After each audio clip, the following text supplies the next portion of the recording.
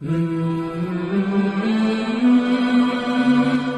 بھی کام کو یا ذمہ داری کو محض رسمی طور پر ادا کرنا یہ اسلام کا مزاج نہیں،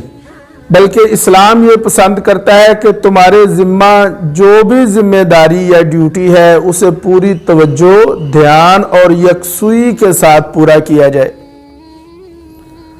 لہٰذا یہ دفاتر کی ڈیوٹیاں، یہ فیکٹری کی ڈیوٹیاں، کارخانے کی ڈیوٹیاں، اگر ہم اس میں غفلت کریں گے، ٹائم پاس کریں گے یا گپ شپ کے ساتھ وقت کو گزار دیں گے تو تنخواہ لینا، اجرت لینا حلال نہیں۔ حضور نبی کریم صلی اللہ علیہ وسلم نے ارشاد فرمایا کہ تمہیں چاہیے کہ جب تم کوئی کام کرو تو اسے پوری توجہ اور یکسوئی کے ساتھ کرو،